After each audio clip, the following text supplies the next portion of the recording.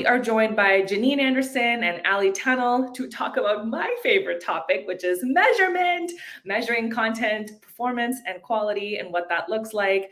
Alli runs a high-performing content team at Animalz, and before Animalz, she used to do the same thing at a company called BombBomb, which was a great name, by the way.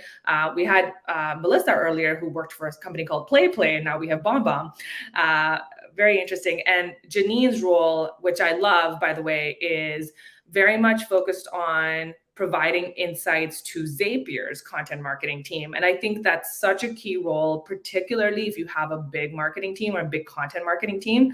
And of course, prior to taking on this more opsy role, she was the managing editor at Zapier. So welcome to both of you. I know you have a few slides to share, but if you're okay with it, I'm just going to keep peppering you with questions as I think of it and as audience questions come in.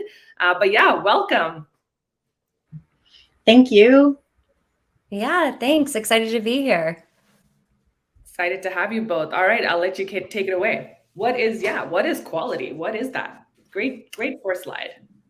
Yeah, so Janine and I have been working on this presentation for about 2 weeks now. And when we first got the topic, we were like, wow, this is very broad. It's a great topic. We could go so many directions with it.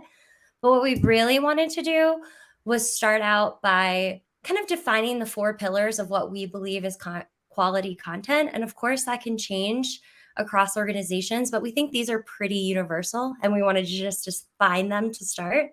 And then we're going to go into a process that ensures quality and measurement throughout your creation journey, right? So let's start with those pillars.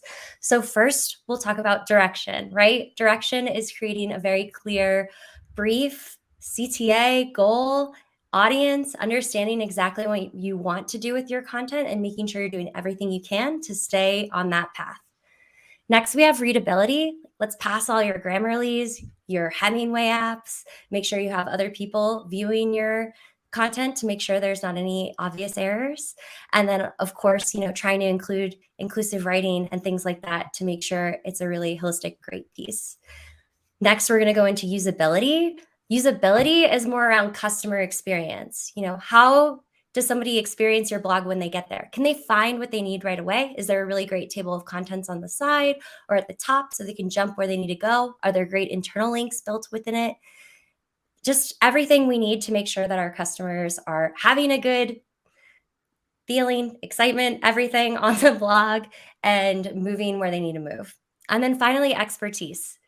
Expertise is probably one of the most important aspects to quality content. We're going to talk a lot about it today. Just including diverse, different voices into your content can help make sure that you're creating a really cohesive piece that speaks most importantly to your target audience as best as possible. So now we're going to get into the nitty-gritty, the steps you need to take to ensure quality. So I'm not the first person to come on a webinar about content and talk about a content brief. There are tons of great resources on this, but I like content briefs and talking about content briefs because I want to push people to think more strategically and methodically about them, right? So we're going to go through some expected aspects of content briefs and then some unexpected aspects of content briefs and talk through how we can look at them a little bit differently. So first, stated goal. I'm going to go into this on the next slide, but I want to start talking about it by saying that most goals tend to be really broad and hard to measure. So we want to make sure we're really specific with our goals and give ourselves some micro goals to kind of help ourselves attain them. Next, expected word count. This is pretty obvious, but also super important because it tells us scope of work, right? It tells us how much time is going to go into this. If we're external people, it tells us how much we should be charging for that work. It's really important to know that in advance so we're not over or underestimating anything and keeping things transparent. Next is phase and funnel. So phase and funnel seems really obvious, but I can't tell you how many content briefs I read that don't have phase and funnel included.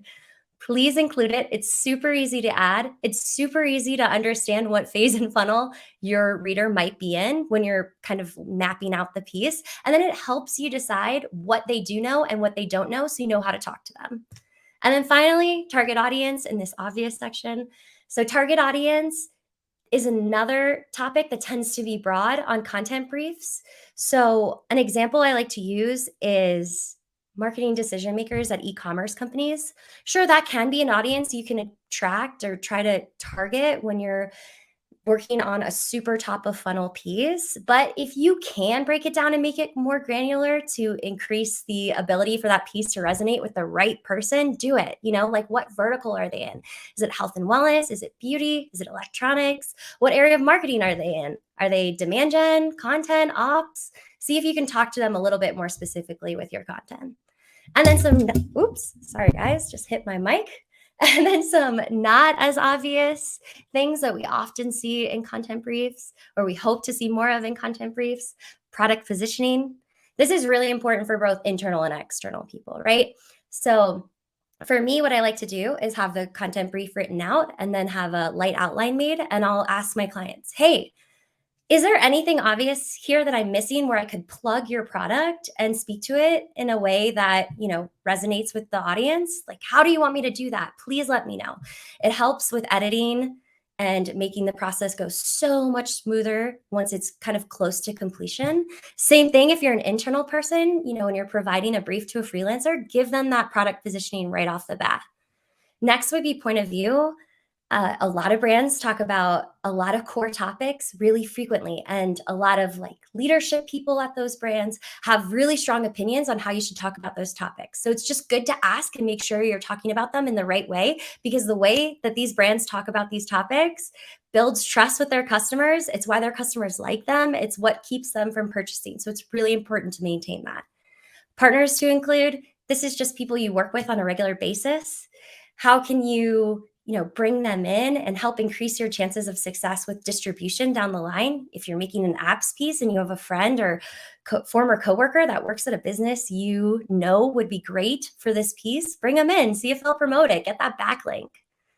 And then finally, suggested SMEs. Janine's going to talk a lot about this, so I'll hold off. But all I can say here for now is, for anybody who's a newer writer that you're writing a content brief for, or a freelancer, please provide them with either a recording of an SME interview or direct contact with somebody that will answer them and give them, the information they need to talk to the audience as best as possible. So I already alluded that I would talk about this a little bit, and I want to get into it now. But the way I've been looking at goals recently is macro and micro goals, right? So really common goals I see on content briefs are usually around things like increase free trials or build organic traffic. And I just want to push you to give yourself some more micro goals when you're working on that brief, to set yourself up for quicker, better measurement, and to give you a better idea of how well it's performing realistically, right? So a good example is grow organic traffic. So one thing you might do would be gain X keyword rankings in YD days, or you could say generate X many backlinks in Z days, or you could say hit page 1 on primary keyword by this date, So you're really breaking it down to find easier goals that you can track quicker and more minutely, which is really important. And then finally, this one is most special to me. I am someone that is really connected to distribution, and I thoroughly believe that content repurposing and content distribution are basically the same thing, that when used simultaneously give you the best results. And one way to ensure that you do that and you do it right is to do it in advance, right? So when you're mapping out your outline and your brief for your content, think about the upgrade opportunity. Could you make a 3-part email series that could be the CTA for the post, or a 1-page PDF, a checklist, something similar? And then also think about what other ways you could redistribute that content. Could you make a short promo video for LinkedIn? Could you make a LinkedIn social media campaign that you could share with your sales team for their personal brands? Could you add them into outbound sequences? Could you turn it into a webinar? Also think through how you can expand the reach, who you can include, and how you can get them to talk about it more. And then finally, what current initiatives are you working on? Do you have any events coming up? Do you have any partnership emails? What is your free trial sequence like? Could you include this in it? Think of all the ways that you could get the most juice from this particular piece of content and really maximize on it and plan for it in advance.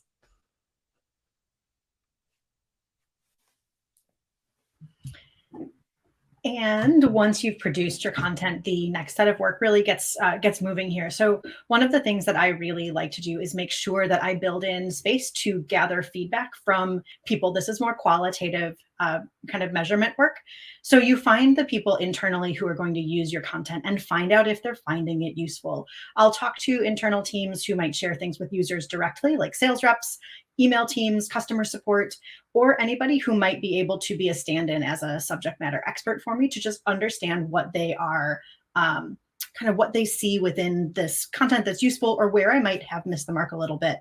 And then externally, you want to try as much as you can to get word back from people who are actually in your intended audience. And then you can also do things like monitor organic shares or posts about the content on social media or within user groups. Whenever you get the chance to speak directly to your end users and your audience, you want to make sure that you design questions to get actionable insights. You want to skip any yes or no questions. And if you're asking people to rate usefulness of a piece of content on a numbered scale, I always like to use an even number so they can't pick something right in the middle. They have to kind of give you a slightly positive or slightly negative reaction there. And if you get to ask open-ended pieces or open-ended questions, anything that gets at how, what, or why is going to give you a lot of information that you can then take back when you're trying to figure out what to do next with this content or for the next thing you're planning. And at the top of here, I say that listening takes courage. And the reason that I say that is because one of the things that I find most important and most useful is to be able to not only learn what they liked about your content, but to find out what the gaps might be, what's missing, learning what somebody wished was included or what questions they had after they consumed the content that we created helps me to make adjustments so that I can meet those unmet needs next time and further drive our strategy within that audience group. Then once you have your qualitative measurement, you also want to go into those quantitative things. So we're going to talk about that next here. So these macro and micro goals that Alli talked about during your planning and production phase, you need to set up a way to actually measure them and look at it and report back on it. That's what's going to help you understand if your content is doing what you wanted it to do.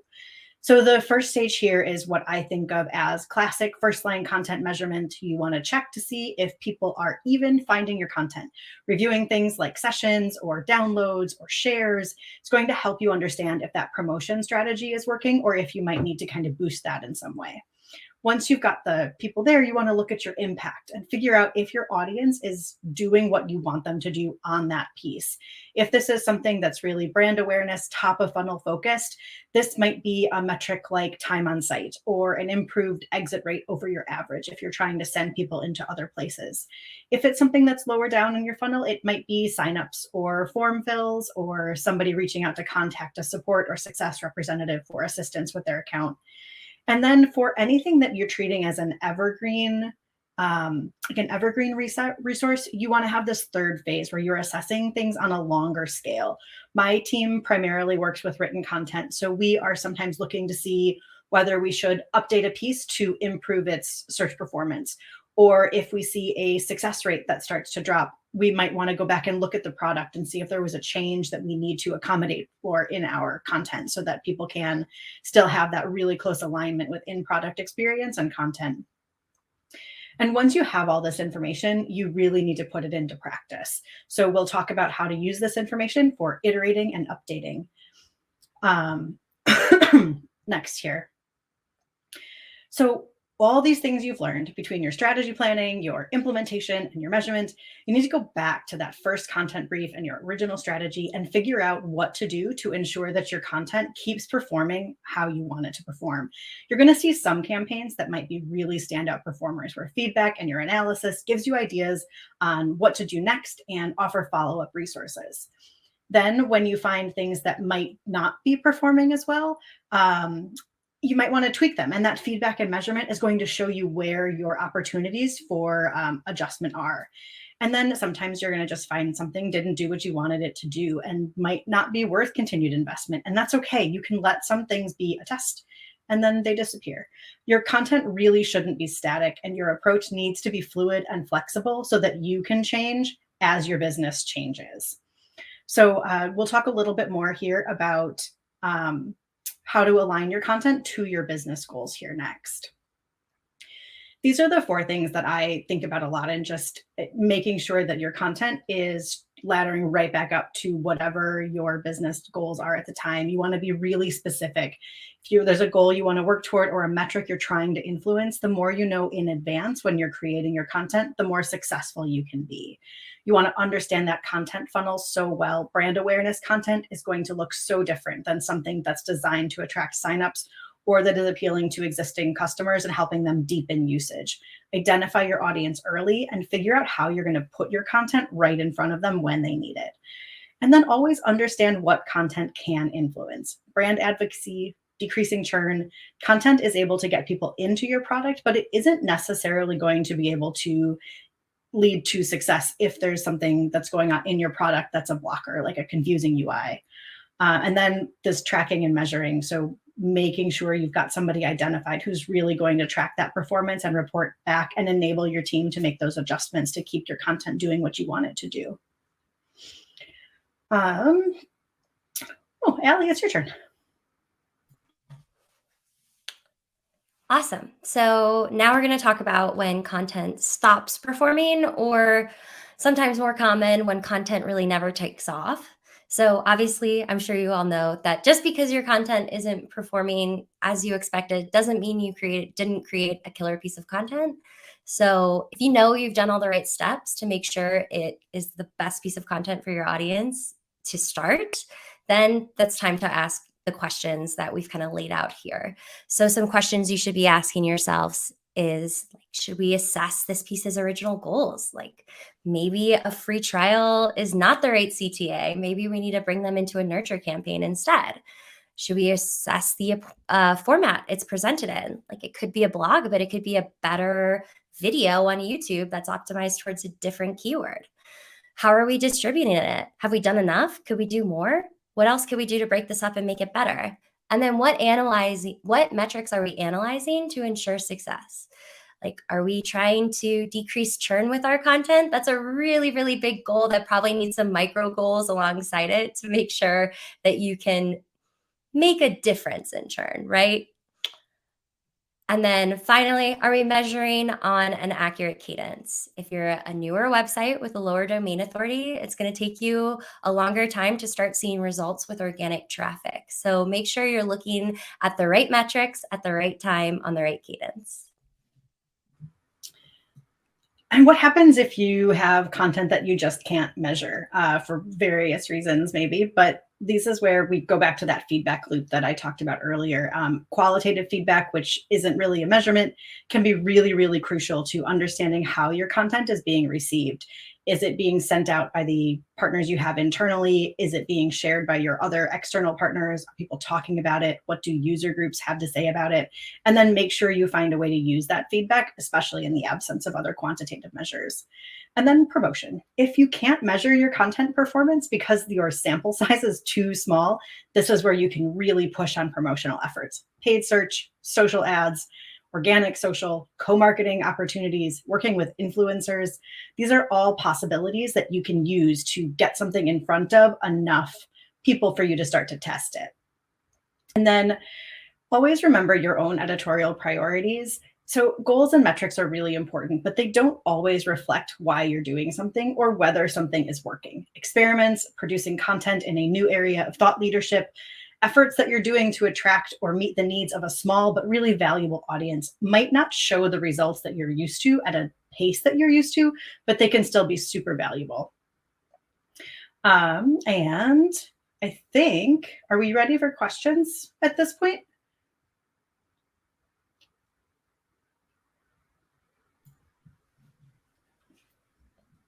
We can go right into the next exercise and then ask questions at the end. Yeah.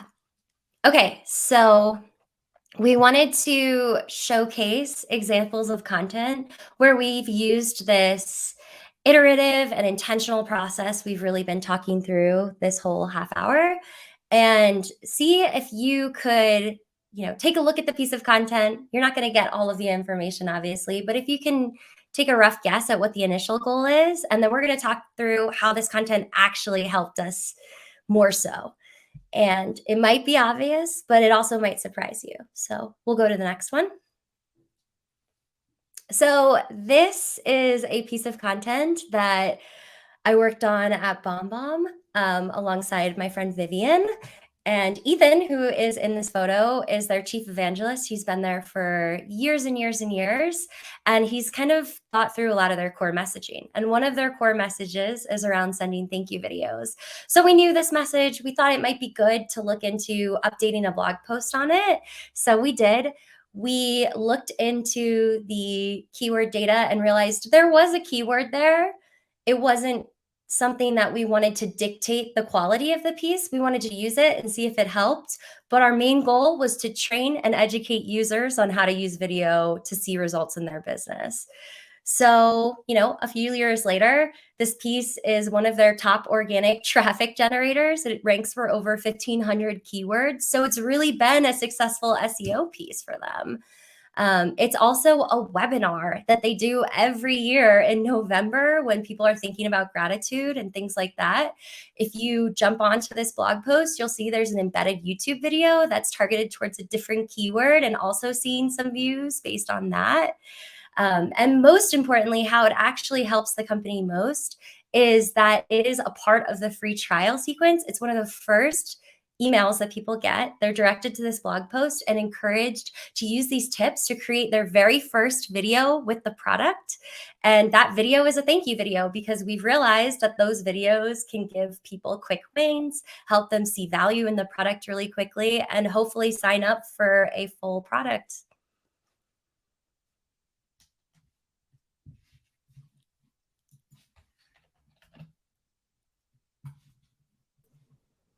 Hey, okay. Hi. On stage. Yeah, there's a million questions, but I've been told that we need to catch up on time, and I think everybody needs a couple of minutes of break as well. So let me ask the burning question because a bunch of people have asked this. Jenny is saying, what are some examples of micro goals? I actually love this term so much, but what's a real example for a piece of content? Maybe you can give us a couple examples, Alli or Janine.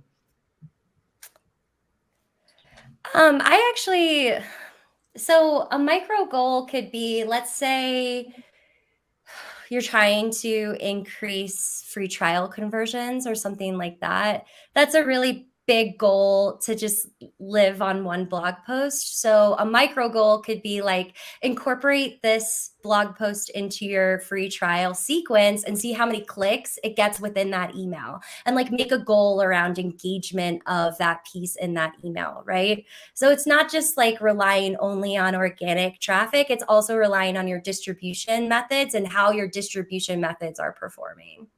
Yeah, that makes sense. Janine, anything to add? I sometimes look at micro goals as something that I want a very specific audience segment to do within a piece that has a larger function. So we at Zapier, because we produce a lot of content that's meant for kind of new user attraction and growth, but also is designed to help people who are users get better at using our product.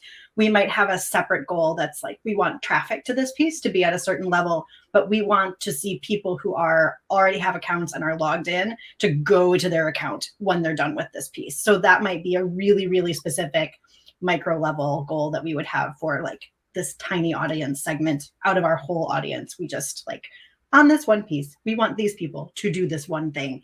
And we don't expect every piece to do that kind of thing, but for a specific campaign, we might be looking really closely at that action. I love that. That's actually such a great example. I think that just to close this off, the one thing that most, I guess, content marketers, suffer from, in my experience at least, is that we give them, or at least maybe I'm the biggest culprit here, but I've given certainly teams like these like larger, more broad goals, and forgetting that sometimes a piece of content could be created for something very tiny and very specific and is not necessarily going to move the needle for that larger goal. And just kind of like remembering that and kind of breaking that up, I think is like super important. So that's a good actionable takeaway for me right there. I think we're going to move on to the next thing. Thank you so much, Alli and Janine. This was great. Folks, we are going to skip the networking so we can catch up on time, but we're going to add it back later, I think right before Lauren's session later today. So sorry about that, but please, let's just take a 2-minute break, stretch our legs, go to the bathroom, get a snack, whatever it is, and we'll see you back here in 120 seconds. Thanks again, Janine and Alli.